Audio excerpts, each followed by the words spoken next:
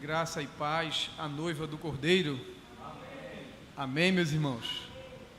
Esse louvor eu solicitei que fosse passado de propósito, porque aquilo que nós iremos pensar nessa noite como homilia ou homilia vai estar relacionado exatamente a essa temática, da nossa igreja, a primeira igreja primitiva, nossos irmãos que sofreram e tem alguns exemplos para nos deixar e nós aprendermos também com eles, na verdade. Feche seus olhos, estaremos em oração, pedindo ao Pai então que Ele possa estar dando-nos a sua palavra, iluminando o nosso coração, para que aquilo que viermos falar não seja próprio nosso, mas seja do coração de Deus para o nosso coração. Assim fica melhor. Amado Deus, nosso Pai, te damos graças, Senhor, mais uma vez por estarmos aqui na Tua casa, desta feita, Senhor, com essa palavra inerrante aberta aqui diante de nós, Senhor. Queremos te pedir, Senhor, que o Teu Espírito Santo ele possa ser aquele que vai estar direcionando, Senhor, cada palavra, cada verbo, cada substantivo, cada vírgula, Senhor, que será ministrado aqui nesta noite, possa ter a Tua direção, Senhor, e que mais uma vez nós venhamos ouvir aquilo que não que nós queremos ouvir, mas aquilo que nós precisamos ouvir. O exemplo, Senhor, dessa igreja primitiva, essa ousadia que os nossos irmãos tiveram, Senhor, que venha sobre a Tua igreja nesses dias, que venha sobre a Tua igreja nesta noite, que saímos daqui, Senhor, com o nosso coração aquecido pela Tua palavra, pelo poder do Teu Espírito Santo, para que assim como aquela igreja proclamava com ousadia esse evangelho, nós possamos dar continuidade àquilo que um dia o Senhor começou. Assim, uma vez que o nosso tema chegou a nossa vez, nós possamos também, Pai, ter essa mesma ousadia, esse dinamis, esse poder do Espírito Santo, para continuar levando esse evangelho e essa palavra. Assim te rogamos, no nome precioso de Jesus, que as palavras dos meus lábios e que o meditar, Senhor, do meu coração, ele possa ser agradável a Ti, Senhor, rocha minha e redentor meu, em nome de Jesus, amém. Meus irmãos, louvamos a Deus por mais uma vez estarmos aqui e, como vocês já esperavam, na quinta-feira, nós estamos dando continuidade ao estudo da carta de Paulo aos Efésios. O irmão do qual nós estava escalado para vir hoje à noite para aqui, ele agora, nesse dia, ainda já próximo da tardezinha, ele teve um processo doentio, adoeceu e me ligou e disse: Edmar, infelizmente eu não vou poder chegar até lá, mas está tudo pronto, na próxima quinta-feira eu vou estar bem dessa enfermidade e vamos estar lá. E aí eu disse: amém, meu irmão, amém. Doença é algo que não se programa, eu vou adoecer tal dia, ou então eu não quero adoecer em tal dia. Então, diante disso, meus irmãos, nós pegamos então o livro de Atos e eu coletei então algumas informações aqui do livro de Atos e eu separei então aqui 5 lições que nós podemos aprender nesse livro de Atos, dentro da teologia, como é livro de Atos dos Apóstolos, há alguém que diga assim, em vez de ser Atos dos Apóstolos, bem que poderia ter sido como nome Atos do Espírito Santo, porque esse livro é um registro de Lucas, onde um registro histórico, que ele relata muito atos e ações do Espírito Santo. Mas nós, dentro dessas 5 lições que nós iremos observar aqui nesse livro de Lucas, Lucas inicia falando, escrevendo a esse Teófilo, ou narrando, né, essa historicidade, e ele vai começar dizendo que ele fez o primeiro tratado. E quando nós olhamos para que primeiro tratado ele está se referindo, logicamente, é o Evangelho segundo escreveu São Lucas.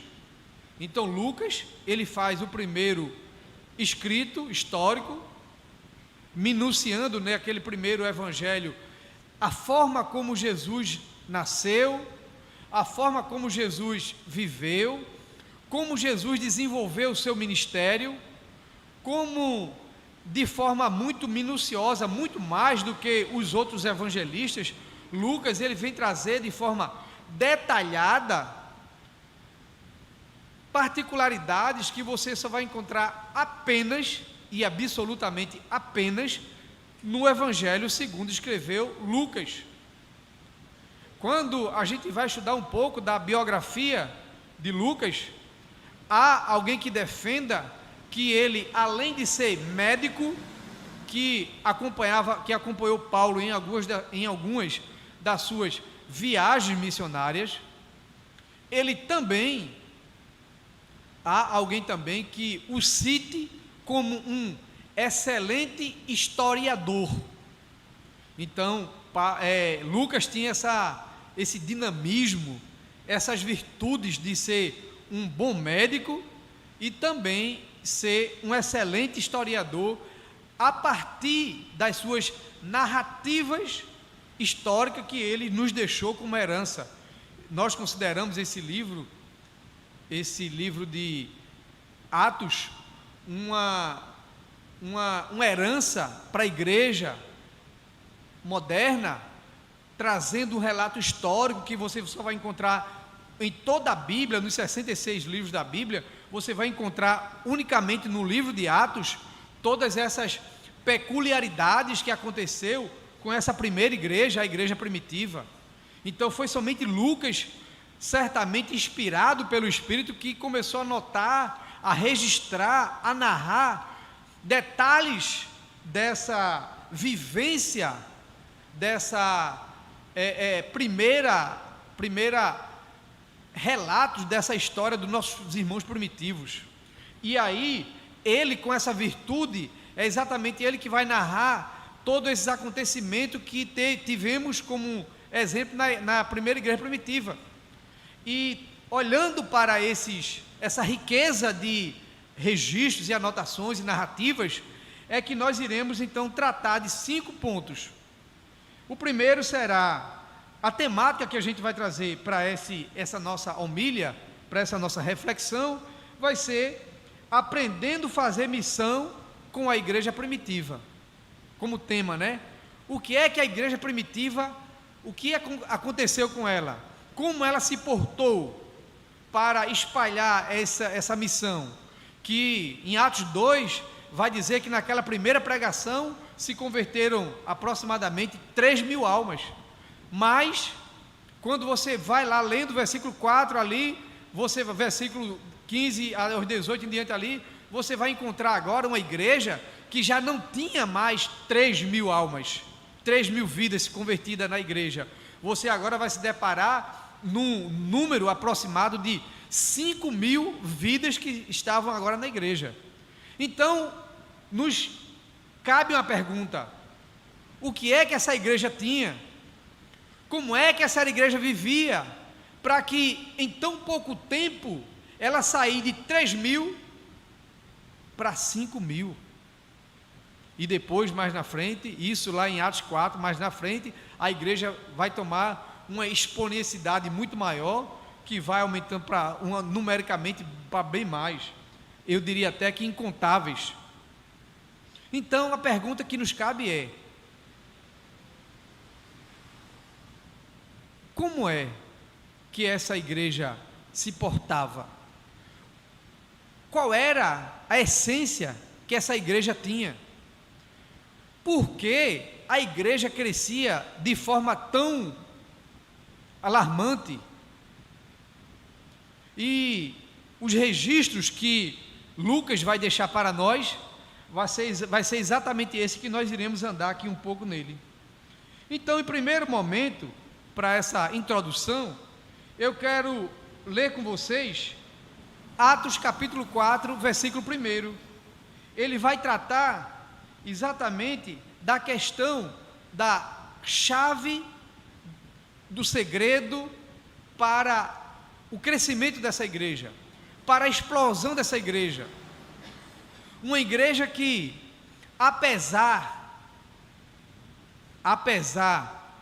da máquina mortífera que era Roma, apesar da perseguição, apesar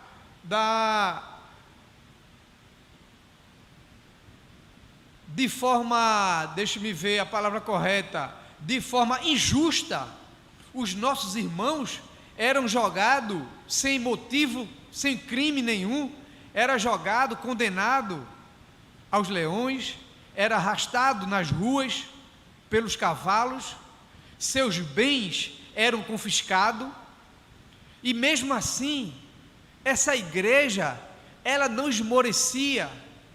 Mesmo assim, apesar de tudo isso, essa igreja, ela não se trancava dentro das suas portas e dizia assim: eu não vou mais pregar o evangelho, eu vou parar por aqui, porque a perseguição é muito grande. Roma é muito má, Roma persegue, mata, apedreja, então eu não vou sair mais para pregar o evangelho. Só que essa igreja, meus irmãos, ela começa dando esse passo ousado de fé, e nós iremos passar aqui em 5 pontos, que nós iremos tomar como exemplo para nós, iremos tomar como exemplo para a paróquia Galileia, iremos tomar exemplo para a minha vida, você tome como exemplo para a sua vida, o que é que essa igreja tinha, o que é que ela fazia, qual era o segredo dessa igreja, para ela crescer então dessa forma, para ela, apesar de males estar lhe acontecendo, mas elas não negavam a sua fé. Iremos passar então por 5 pontos. O primeiro ponto é exatamente esse: enquanto Pedro e João ainda falavam ao povo, chegaram os sacerdotes, os capitães do templo e o texto é Atos capítulo 1, versículo 4, aí é 4:1, né? Isso, muito bem. E comendo com eles, deu-lhes esta ordem: não se afastem de Jerusalém, mas esperem a promessa do Pai, a qual vocês ouviram de mim. Então, o primeiro ponto que a gente vai trabalhar nessa homília é exatamente a questão da obediência. Meus irmãos, a questão de obediência é uma questão que hoje praticamente está muito vulgarizada. Primeira coisa que vem em mente é: você vai obedecer a Bíblia, a um livro tão antigo, a um livro ultrapassado, você vai obedecer, você vai se submeter a ordens de homens que estão acima de você, que estão lhe monitorando, lhe coordenando, lhe orientando, você vai permanecer debaixo de ordens. Mas, meus irmãos, o que a igreja primitiva, o primeiro passo que ela dá para estar dentro do propósito, do chamado de Deus, a primeira coisa que essa igreja faz é obedecer. E nós, enquanto igreja, precisamos ter esses valores, nós precisamos ter esses paradigmas, nós precisamos ter essa validação em nossas vidas, porque assim como eles obedeceram e Deus fez o que fez com essa igreja, nós, obedecendo também ao Senhor, Ele também fará maravilhas em nosso meio. Mas o primeiro passo, meus irmãos, não pode haver nada, não pode haver uma ação de Deus sem primeiro a igreja obedecer. Em segundo lugar, nós iremos para Atos capítulo 2, verso 4, que é exatamente buscar a presença do Espírito Santo. Não há como uma igreja, ela ter a ousadia, ter o dinamismo, ter autoridade, ter poder, se ela primeiro não está buscando, se ela não está cheia, se ela não estiver revestida do Espírito Santo. E aí o texto vai dizer, ao cumprir-se 2:4, todos ficaram, vamos ler a partir do versículo 1, porque a gente vai pegar o contexto completo. Ao cumprir-se o dia de Pentecostes, estavam todos reunidos no mesmo lugar. De repente, veio do céu um som como de um vento impetuoso e encheu toda a casa onde estavam sentados, e apareceram distribuídas entre eles línguas como que de fogo, as quais pousaram sobre cada um deles.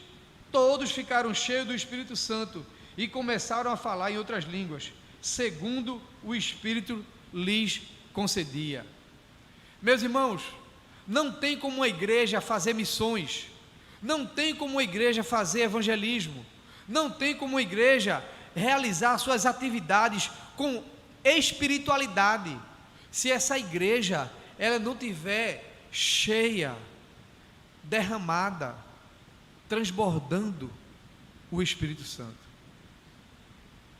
Porque, meus irmãos, é o Espírito Santo que dá a ousadia, é o Espírito Santo que dá o poder, é o Espírito Santo que orienta, que direciona, que diz: meu filho, não vá por aqui não, meu servo, minha serva, o caminho que você está andando não é esse que eu quero para você. É o Espírito Santo que vai exatamente dar a direção para onde a igreja deve seguir. E a igreja primitiva estava debaixo dessa orientação de Deus. Primeiro ela obedece, fique em Jerusalém, obedeça. Em segundo lugar, agora vocês fiquem em Jerusalém, porque sobre vocês serão derramado o Espírito Santo, e vocês serão cheios do poder de Deus. E agora, depois do poder de Deus, é que essa igreja ela pode sair. O que é que a gente então compreende com isso? Qual é a lição desse segundo tópico que a gente observa aqui? Se a igreja ela não obedece, ela não pode ser cheia do Espírito Santo. Se ela não está cheia do Espírito Santo, ela não vai sair. Porque a condição sine qua non, a condição indispensável, a condição essencial para que a igreja ela possa fazer missões, é ela estar cheia do Espírito Santo. Eu oro, meus irmãos, para que nós, que pela graça do Senhor, estamos saindo à missão, estamos indo à missão, que esse Espírito Santo ele nos enche a cada dia mais, para que possamos cada dia mais olhar para os outros, não olhar com o nosso olhar, mas olhar com o olhar de Cristo. Eu digo isso porque se nós olharmos com o nosso olhar, meus irmãos, a gente vai olhar com o nosso olhar humano, mas quando a gente olha com o olhar de Cristo, vai acontecer o que aconteceu lá em Mateus capítulo 9, verso 35, e Jesus percorria, e no entanto, no intuito em que ele percorria as cidades, as vilas, o texto vai dizer que ele não apenas percorria, mas ele via, e quando ele via pessoas como espalhadas sem pastores, precisando de socorro, e aí você vê, está escrito, e Jesus percorria todas as aldeias, e ensinando nas sinagogas, agora, pregando o evangelho do reino, curando todo tipo de doenças e enfermidades. 36, e ao ver Observe bem agora. E ao ver as multidões, Jesus se compadeceu delas, porque estavam aflitas e exaustas, como ovelhas que não têm pastor. Então, aqui o texto está dizendo que Jesus via porque ele estava cheio do Espírito Santo. Então, quando a igreja ela sai cheia do Espírito Santo, ela começa agora a enxergar aquilo que no mundo natural não se enxerga, não se vê. Quando a igreja ela sai repleta do Espírito, aqueles que nós vamos acolher, a gente não vai acolher simplesmente por uma normativa, por um atendimento da agenda da igreja, por uma orientação do pastor, do Ministério de Ação Social, ou de qualquer que seja outra coisa, mas quando a gente vai para as vilas, para as comunidades, a gente agora vai com o olhar de Cristo. E quando a gente vai com o olhar de Cristo, agora a gente vai começar a sentir aquilo mesmo que Jesus sentiu, que é a palavra compaixão. E quando, meus irmãos, a gente vai com essa compaixão, a gente sente essa compaixão dentro de nós, acontece um mover, uma tempestade, um crescimento, um dinamis sobrenatural, que agora sim, agora a gente vai acolher, a gente vai cuidar, a gente vai amar com esse amor de Cristo, porque primeiro a igreja ela obedeceu, e agora segundo lugar ela se encheu do Espírito, e agora em terceiro lugar a igreja, meus irmãos, ela pregava a palavra. O terceiro ponto que nós vamos observar aqui, que tinha nessa igreja primitiva, que é modelo para nós hoje, é obediência, ser cheio do Espírito Santo, e agora também pregar a palavra. Só que essa palavra que nós devemos pregar, vamos ler Atos 2, do 7 em diante.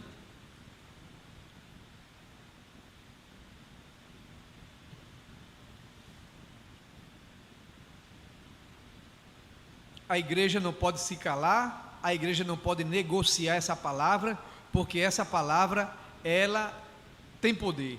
Olha o que é que vai acontecer aí agora. Estavam atônitos e se admiravam, dizendo: vejam, espantados, não são galileus todos esses que aí estão falando?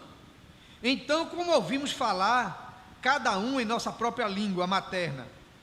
Somos partos, medos, elamitas e naturais da Mesopotâmia, Judéia, Capadócia, ponto da Ásia, da Frígia, da Panfilha, do Egito e das regiões da Líbia, nas mediações de Cirene, e romanos que aqui residem, tanto judeus como prosélitos, cretenses e árabes, como os ouvimos falar sobre as grandezas de Deus em nossas próprias línguas.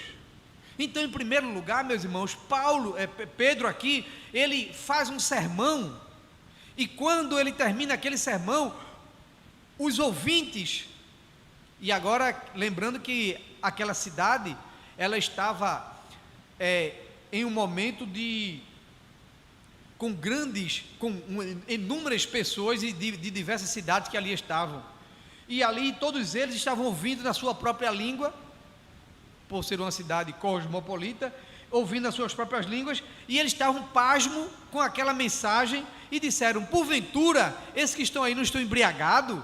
Não são galileus, aquele povinho que mora lá na Galiléia? Será que eles não estão cheios de vinhos? Estão embriagados? Mas aí, meus irmãos, aí vai se discorrer o sermão. Pedro, então, se levantando, versículo 14, então Pedro se levantou junto com os 11 e, erguendo a voz, dirigiu-se à multidão nesses termos. Pedro aqui, Pedro, ele não se conteve ao ouvir que as pessoas que estavam ouvindo, que ouviram aquele sermão, Pedro não se conteve em ouvir dizendo que eles estavam embriagados, que eles estavam cheios de vinho, mas Pedro, na ousadia do Espírito, Pedro se levantou. E quando Pedro se levantou, juntamente com os 11, ele vai dizer: homens da Judéia e todos vocês que moram em Jerusalém, tomem conhecimento disto e prestem atenção no que vou dizer. Estes homens não estão bêbados, como vocês estão pensando, porque ele os olhava atentamente, esperando receber alguma coisa. Verso 6, Pedro, porém, lhe disse: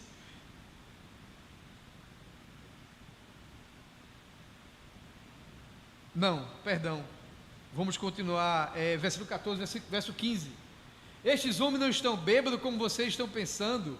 Verso 16, mas o que está acontecendo é o que foi dito pelo profeta Joel. E qual é a profecia que está lá no livro de Joel? Joel capítulo 2, Joel vai dizer que no fim do tempo, vossos filhos profetizarão, os vossos anciãos, os vossos velhos vão ter sonho, porque será derramado do Espírito Santo.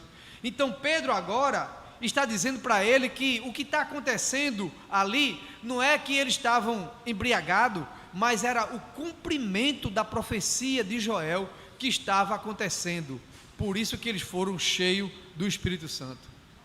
Então, meus irmãos, o que nós precisamos entender é exatamente que o fato de a igreja, ela está em obediência, ela está cheia do Espírito Santo, ela agora precisa pregar essa palavra, e para pregar essa palavra, nós precisamos sair da nossa zona de conforto, nós precisamos sair das nossas quatro paredes, nós precisamos sair da nossa ilha de comunhão, de irmãos. Como é bom e quão suave é que os irmãos vivam em união, é verdade, mas aqui, Pedro está na ousadia do Espírito pregando a palavra, e para pregarmos essa palavra, nós precisamos sair, e foi dessa forma que a igreja, ela foi ouvida, e foi dessa forma, meus irmãos, que a igreja, ela foi aumentando qualitativamente e também quantitativamente, ela cresceu em números de fiéis. O texto lá de Atos 2 vai dizer que Deus ia acrescentando à igreja aqueles que iam sendo salvos. Então a igreja, ela teve um crescimento qualitativo, os irmãos tinham tudo em comum, a igreja vivia em comunhão, isso é qualidade, é boa vida, boa comunhão, mas também ela crescia também em quantidade. No terceiro ponto, no terceiro passo que nós estamos estudando, que vai acontecer exatamente isso, a igreja prega, e nessa pregação, aquelas pessoas que estavam ouvindo, eles ficaram atônitos. A nossa pregação, a nossa vida como igreja, ela precisa promover, ela precisa provocar, ela precisa aguçar essa tonicidade. Eles ficaram atônitos, eles ficaram perplexos, eles ficaram interrogando o que é que está acontecendo com esses homens. Porventura, a gente sabe quem são eles são iletrados, inclusive a maioria deles pescadores. Como é que esses homens estão falando em nossa língua? Como é que esses homens estão nessa ousadia com tanto poder? Meus irmãos, eu quero dizer para vocês que essa ação do Espírito, ela não foi peculiar àquele momento específico. Ele não foi um momento esporádico, ele não foi um momento isolado, ele não foi um momento simplesmente para aquele tempo, para aquela ocasião, para aquele momento, mas o mesmo Espírito, meus irmãos, ele está disponível para a igreja hoje, para fazer aquilo que ele fez no passado, ele continua fazendo hoje. as pessoas ouvir as nossas pregações, eles precisam ficarem perplexos. Mas não é perplexo por causa da minha pessoa, nem por causa da sua pessoa, mas perplexo por aquele que habita em você, que é o Espírito Santo. E o próprio Jesus falou aos seus discípulos: quando vocês estiverem diante de príncipes e de reis, não fiquem aflitos, não se aflinja, não fique circunspecto, pensando: o que é que eu vou dizer, o que é que eu vou falar, porque ele disse: na mesma hora, o Espírito Santo, o Espírito de Deus, vai falar na sua boca por você. Então, meus irmãos, essa é a palavra de Deus para nós. Não devemos ficar: mas o que é que eu vou dizer? O que é que eu vou falar? Como é que eu vou abrir o quebra-gelo? Como é que eu vou? Muitas interrogações: como, e como. Mas o Senhor Jesus, quando estava com os seus discípulos, ele mesmo disse: vocês não têm que ficar preocupados com o que vocês vão falar, porque o Espírito Santo falará por vós. Então, quando você sair para evangelizar, quando você estiver comunicando o Evangelho, não fique perplexa, não fique em dúvida, não fique pensando o que você vai falar. Abra sua boca, fale desse amor, fale desse Jesus que você tem vivido com Ele, fale desse Jesus que lhe salvou, fale dessa experiência que um dia aconteceu com você. Só fale disso e deixe que o resto o Espírito Santo faz. Amém? Vamos lá. O resultado dessa pregação de Pedro: quando ouviram isso, ficaram muito comovidos e perguntaram a Pedro e aos demais: o que faremos?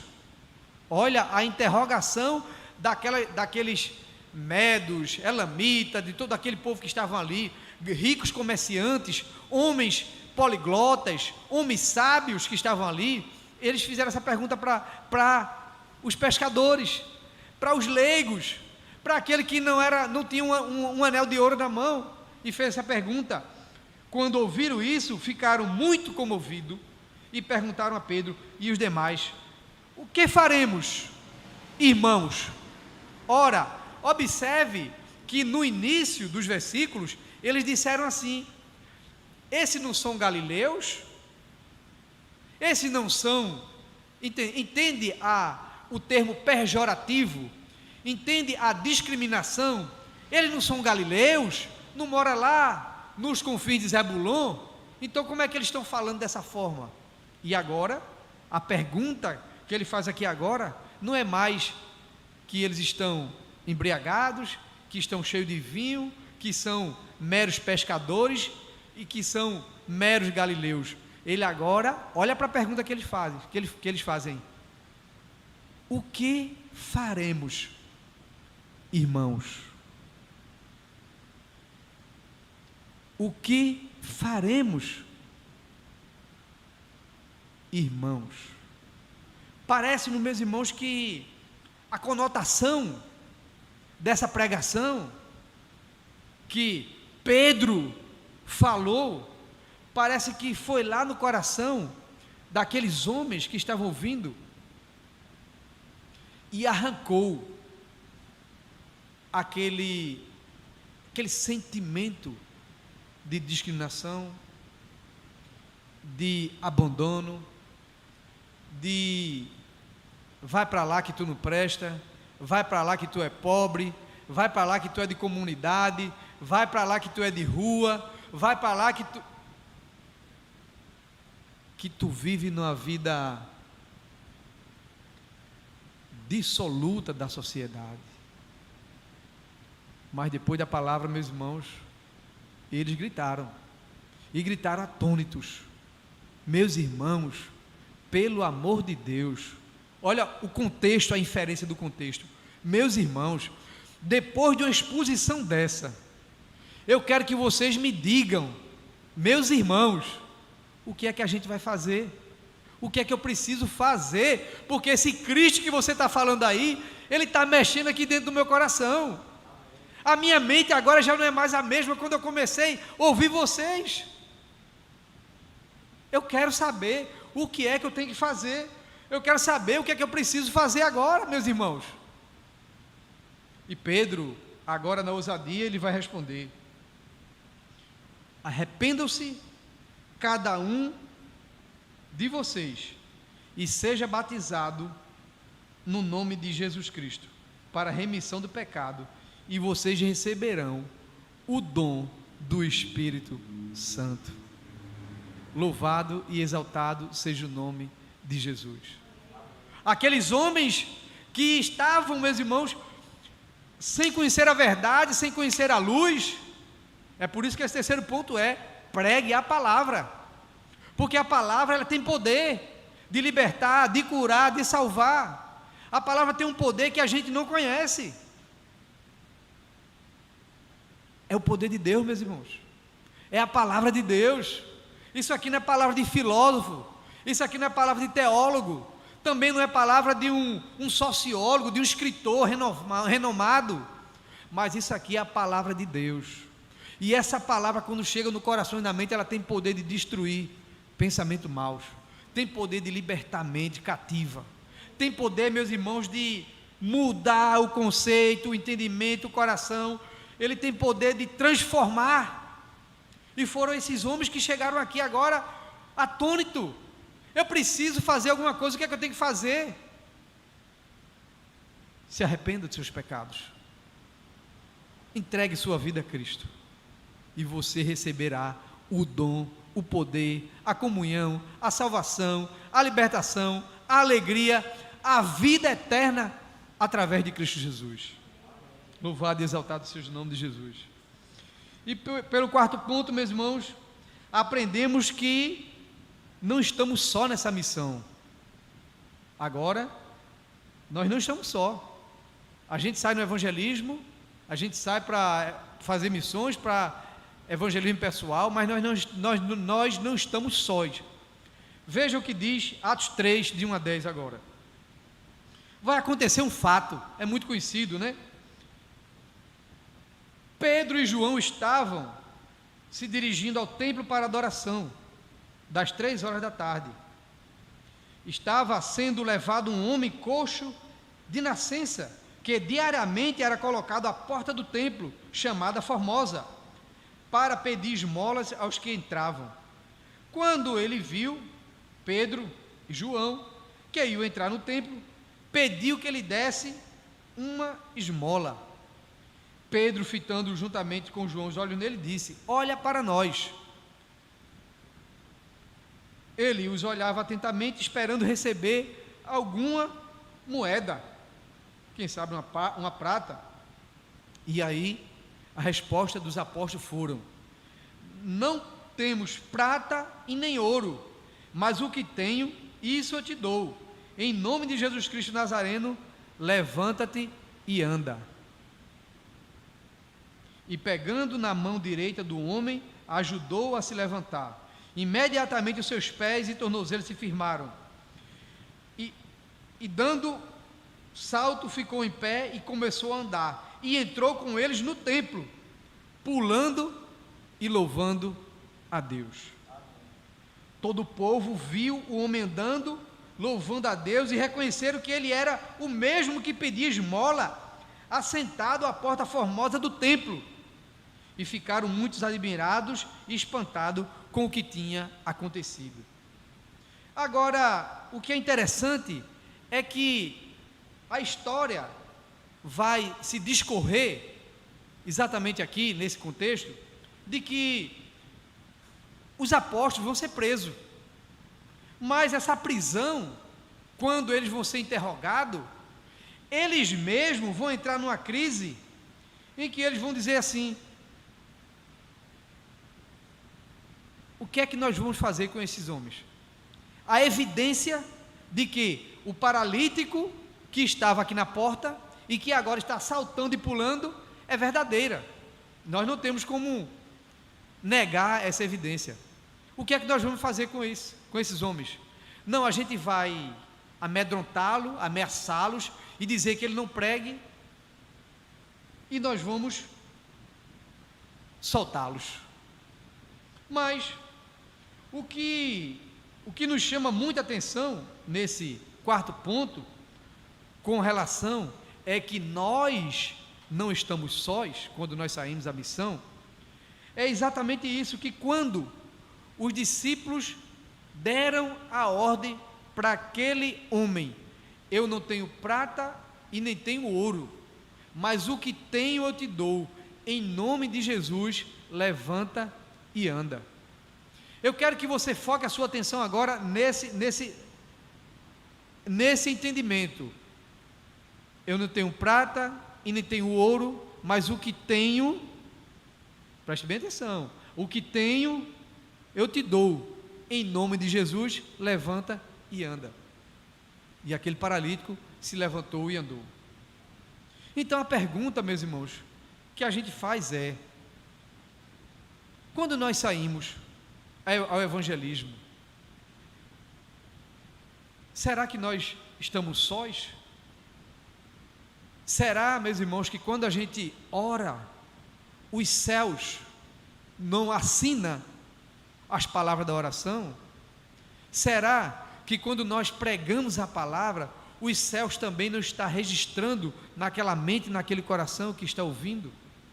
Porque se a gente olhar para o profeta vai dizer que a palavra de Deus, ela não volta vazia, mas antes ela sai com a direção certa e correta, e ela penetra até a divisão da alma e do espírito.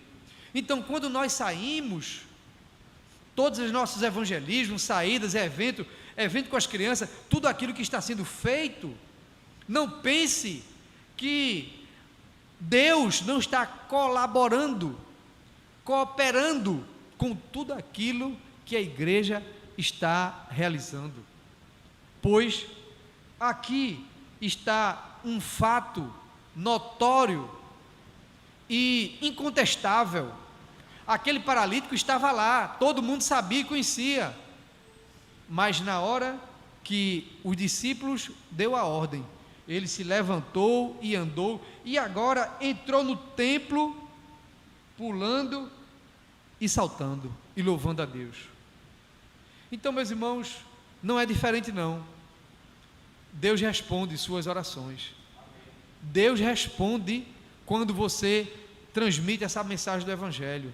Deus responde quando você ora por alguém. Deus responde quando a sua igreja sai para evangelizar.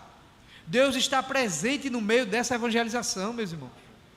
É por isso, meus irmãos, que e nós poderíamos citar aqui no livro de Atos mesmo, em outros casos, em que Deus corrobora, por exemplo, a prisão de Pedro. Pedro vai estar encarcerado, estava nas vésperas também de ser assassinado, mas o anjo do Senhor foi lá no cárcere, libertou a Pedro, e a igreja que estava orando por Pedro, quando Pedro bateu na porta, a menina que foi atender, ela ficou atônita, porque a igreja estava orando pela soltura de Pedro, e quando Pedro chegou na porta, a menina voltou, e disse: irmãos, Pedro está aí, a gente está orando por ele, e ele acabou de chegar aí na porta. E os irmãos disseram: não é Pedro não, a gente ainda está orando por ele, Deus ainda vai responder.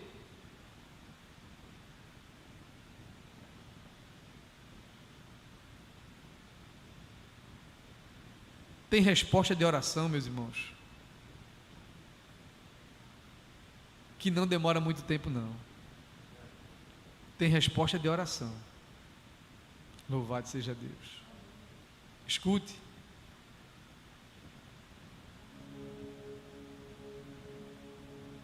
A igreja estava orando, enquanto a igreja orava, Deus estava mandando seu anjo tirar o seu servo da prisão. Se você está orando, não desista.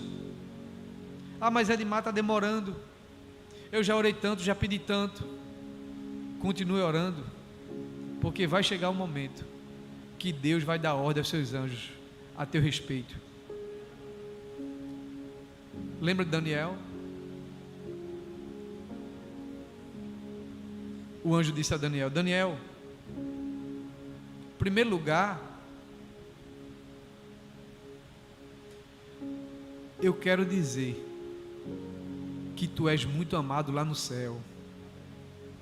Aleluia. Louvado seja o teu nome, Senhor Jesus. Tu estás aqui nesse lugar, Senhor. A tua presença, ela é inconfundível. Ele disse a Daniel: Daniel,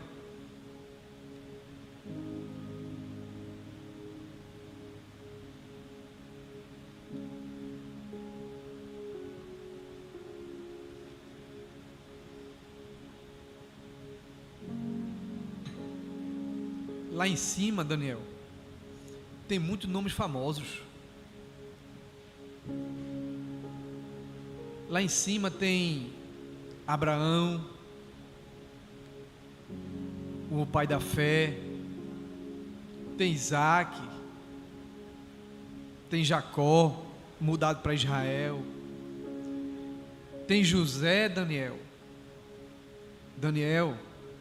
lá em cima tem muitos notáveis, homens que se destacaram pela ousadia de fé. Tem Gideão, tem Elias, tem tudo isso. Mas o que o anjo disse para Daniel foi: tem todos esses, Daniel. Lá tem uma galeria de grandes e notáveis, mas eu quero dizer um negócio a tu, Daniel. Tu és conhecido lá no céu, e desde o primeiro dia que você dobrou o seu joelho para orar ao Deus dos céus, a tua oração é ouvida. Aleluia. Ah, meus irmãos, que glória, meus irmãos, que graça, que coisa tremenda em saber que lá em cima tem uma galeria de tantas pessoas, de tantos homens notáveis, tantos heróis da fé, mas também tem o seu nome lá, mas também tem o meu nome lá, mas também tem o nome da igreja lá, mas também tem a paróquia Galileia aqui, Maria Farinha, que também está lá. Um povo pequeno, mas que tem o coração nas mãos do Senhor, meus irmãos. Aleluia. E ele disse: Daniel, agora Gabriel desceu para pelejar, mas a resposta da tua oração desceu. Então, eu não sei quanto tempo você está orando, eu não sei quanto tempo você está pedindo, mas saiba que assim como Daniel orou e esperou, você também, você pode confiar, você pode esperar, porque ao seu tempo a resposta do Senhor virá para a sua vida. Louvado e exaltado seja o nome de Jesus. E aí, meus irmãos, por último, Pedro então vai apresentar para aqueles homens a doutrina da salvação. Então, nos passos que nós damos foi a obediência, a ser cheio do Espírito Santo. Precisamos pregar a palavra com integridade. Terceiro. O quarto, aprendermos que não estamos só na missão. E por último, apresentar essa doutrina da salvação. Nós não podemos abrir e nem discursar outro sermão, a não ser o Cristo ressuscitado lá na cruz, a não ser o Cristo que um dia esteve pendurado no madeiro, a não ser o Cristo que um dia os cravos lhe foram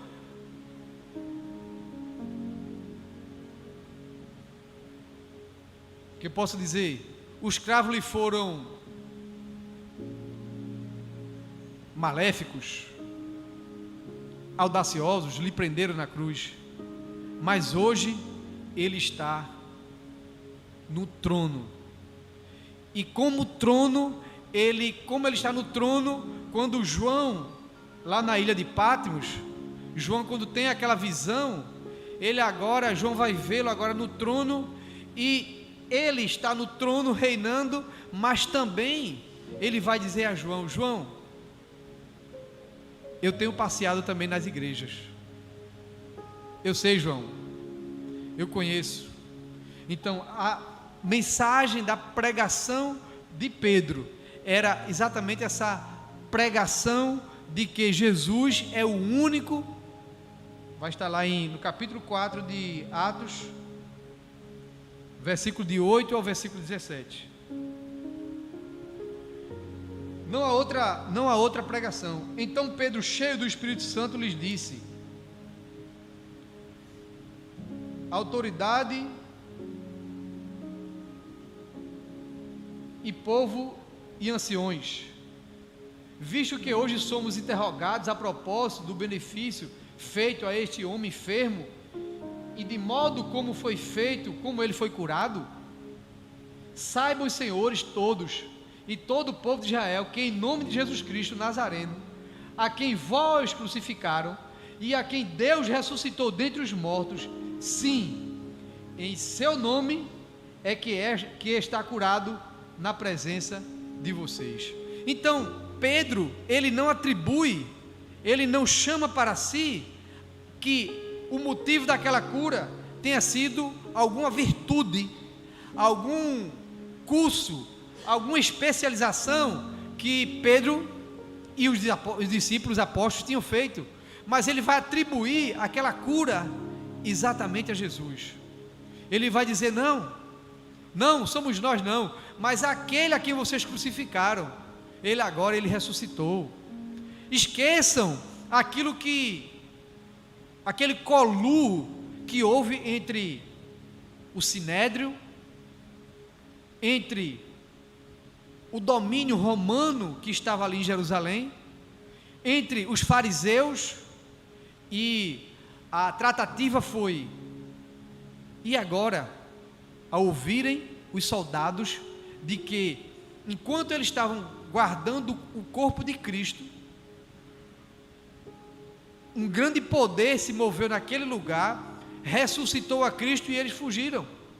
E agora, em coluo com o Sinédrio, o que é que nós vamos dizer agora acerca deles?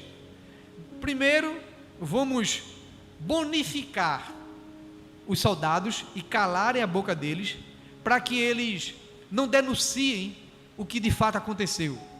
Vamos dizer então que os discípulos dele vieram de noite, encontraram os soldados dormindo e levaram o corpo. Esse foi o coluo que fizeram ali entre Roma e a elite religiosa que estava ali, Sinédrio, fariseu, saduceu e toda aquela cúpula. Mas, na verdade, não foi que os seus discípulos o levaram, não, mas foi que o poder de Deus desceu naquele túmulo, ressuscitou Jesus Cristo, e ele hoje está vivo e vivendo com muito poder, meus irmãos. Então, para encerrar, para concluir esse último ponto, Pedro apresenta a doutrina da salvação. Então é exatamente isso que a igreja, que nós pregamos. A gente não sai daí para pregar o nome da igreja, nós não devemos sair para pregar a nós mesmos, nós não devemos pregar um título, ou qualquer outro entendimento, ou qualquer outra coisa, não, mas nós devemos pregar. O foco da nossa pregação é Cristo ressuscitado. Amém? Então, enquanto a igreja, a paróquia Galileia, ela se detém nesses exemplos da igreja primitiva, enquanto a paróquia Galileia, ela se faz uso dessa instrumentalidade que aconteceu na igreja primitiva e toma como exemplo, pode ter certeza de uma coisa: nós também iremos viver milagres como aquela igreja viveu. Nós também veremos o poder de Deus como aquela igreja viveu. Nós também, na verdade, estamos vivenciando esse poder em nosso meio, porque o Cristo, Ele é o mesmo. Amém, meus irmãos? Que possamos então aplicar essas 5 lições que aprendemos hoje do livro de Atos para a nossa igreja, para a nossa vida, como devemos nos portar, como devemos viver, como devemos agir, como devemos tomar como padrão e exemplo para a nossa vida aqui em nossa paróquia. E fazendo assim, meus irmãos, estaremos obedecendo a Deus, estaremos sendo cheios do Espírito Santo, estaremos pregando com ousadia, estaremos vivenciando essa mesma glória, essa mesma graça de Deus, e Ele confirmando o ministério e o chamado que Ele tem na vida de cada um que aqui faz parte. Amém? Que Deus então em Cristo possa nos abençoar e aplicar aquilo que Ele escolheu para nos instruir nessa noite. Que Deus então nos abençoe.